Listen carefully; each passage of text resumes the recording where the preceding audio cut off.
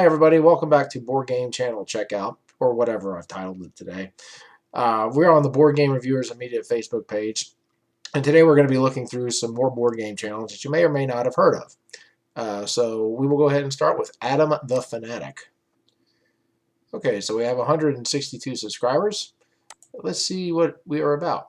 Subscribe for video game and tabletop reviews. Goal is to provide reviews that showcase my honest opinions and also give the viewer enough information about a game to understand why I feel the way I do, so they can make an informed decision, even if they don't share my opinion. Okay. Very good. Okay. So, on to the videos here. Let's see what we got. Previews. We got some reviews. Thank you for the 100 subs. So, a lot of reviews here. So, let's pick a review and check it out. Let's try this one. Felicitous greetings, fellow fanatics. It's often said that music soothes the savage beast, and while there's a degree of truth to this in reality, it often goes much further in fantasy, with magical bards that can weave wondrous tunes that can heal friends, lull foes to sleep, or sometimes when a game wants a more realistic approach, simply give a morale boost to their allies. Even in history, musicians were often used to give orders upon the battlefield or rally the troops, especially during the colonial era.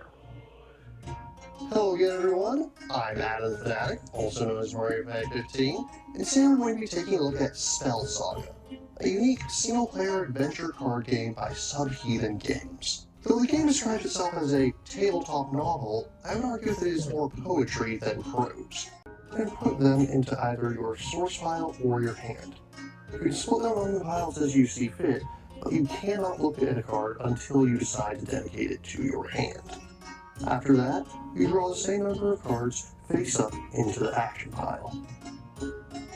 Okay, that's cool too. This game. I can't really think of another game that I could draw a direct comparison to. It's a blend of concepts that I've never really seen before, and it mixes them together in a solid, enjoyable way. I like it. Yeah, he does a really good job of talking about the game, sharing his opinion, and demonstrating it as well. Some good reviews here. So yeah, go check him out, guys. Adam the Fanatic. Now we'll go on to board gaming with education here. Okay, so this has 262 subscribers. This explores board games, game-based learning, and other elements of gaming, how they can complement, supplement, and interact with education and learning. So if you're an educator, a teacher, a board game hobbyist, or a professional, and you can use these as learning tools, this is a good podcast. Okay, so this is a channel that focuses on using board games as learning tools. And I've actually heard people using board games for therapy too. So that's cool. All right, so here we go.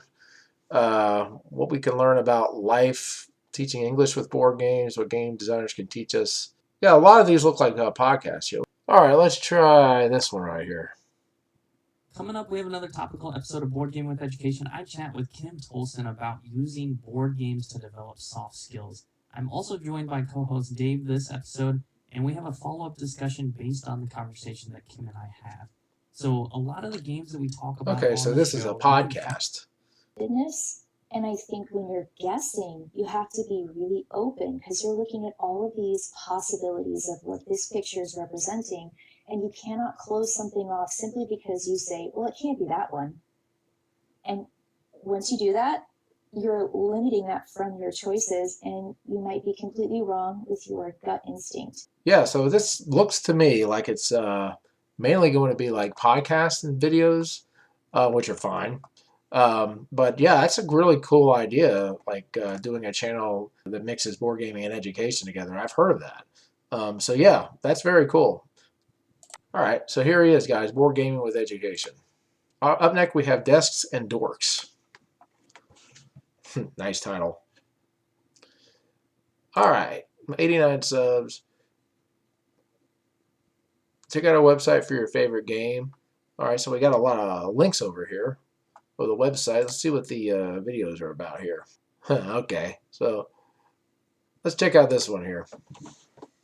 Hey guys, welcome to Desks and Dorks, your favorite board game design and creation podcast. I'm Riley Parks, the desk to Kyle's dork, bringing a solo preview today for Deus Ex Machina's The Affinity Trilogy, a 5e supplement.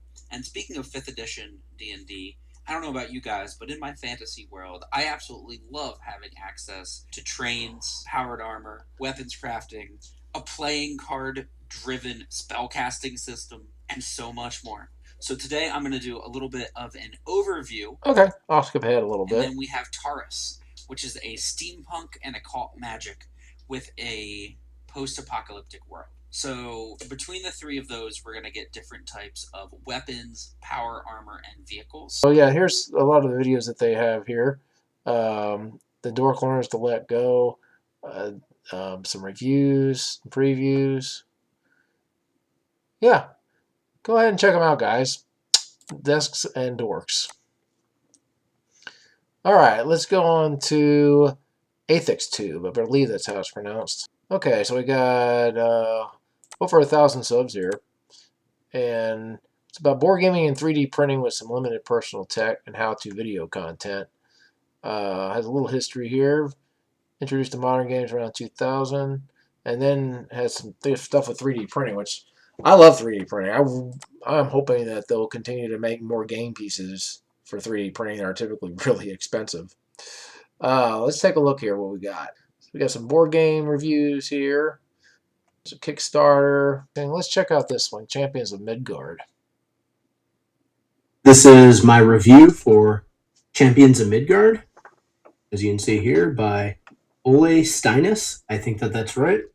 So in this game, you're going to be playing different Viking leaders who are recruiting troops to battle trolls and other mythical Norse creatures, and in the end, to score the most glory or victory points throughout the game. Okay. Going to be gaining money and fighting the trolls and fighting other creatures, like I think basically mythical Norse creatures. I think there's like a water dragon and there's some other ones with Norse names. So what I liked about this game, I think its biggest advantage over some other worker placement games is it's really quick to set up and it's got really quick playtime. So they got some unboxing videos. So they got several little videos over here too. Playthroughs, Kickstarters, and unboxings. Okay. All right, guys. Well, check them out. This is Aethix Tube. All right, guys. Let's check out Nerdz Garage. All right. So 5,000 subs for them. All right.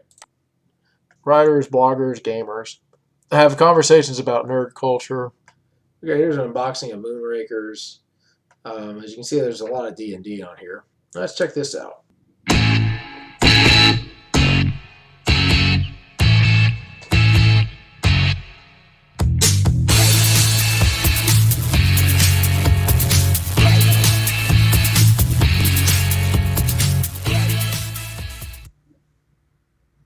Welcome to Nerdz Garage, New Game Monday. I'm Suzanne. I'm Dylan. Today we're talking Crazy or Eights. Pantheon and Olympus. Yes, they have a theme of Greek mythology, which we love. I'm quite versed with and makes us sparked an interest to want to pull out the old books. Mm-hmm. You have the ability to do a choice of two or... The 8, the wild. It is the wild 8. And also, with the expansion in Pantheon, their wild card has all the colors. Mm-hmm. So, when you discard, you must match the color, the number. Okay, so that's cool. They got two people that do this. It looks like they got quite a lot of videos. Yeah, check them out, guys. If you're into D&D, for sure. Nerdz Garage. Okay, finally, we're going to talk about the Lone Star Meeple. All right, 24 subs. We don't have an About section just yet, and that's okay. Let's take a look here. So this is a newer page. Podcast, some shorter videos here. Let's check this one out. What's going on, everyone? It's your boy, the Blue Meeple, here with another episode of the Blue Top 2. This is a monthly segment where I consider all the games that I played in the previous month and pick the 2 that I enjoyed playing the most. If this is your first time to the channel, then welcome. If you are returning here again, welcome back. So Stuffed Fables is a storybook style game. It is definitely, family oriented. It's meant to be played with, your family there. But it's a storybook style game. And for those of you who might not know what that is, You basically have this spiral-bound book. Okay, so this is good explaining. Second game on my list for the Blue Top 2 this month is another Kickstarter that I got, based in the Boss Monster universe, called Overboss. I've heard a So lot about that Overboss game. is a tile placement game at its core. It's pretty much the main mechanic is tile placement. Yeah, nice. Okay. I like the idea of doing a top 2 that you play for the month. That's a cool idea. Let's see. Got some RMR, a couple of podcasts here. Yeah, that's a new page. I'll subscribe here. All right. So this is Lone Star Meeple, you guys. All right, everyone. That does it for me today. We'll see you later. We'll do some more next time. Keep on gaming.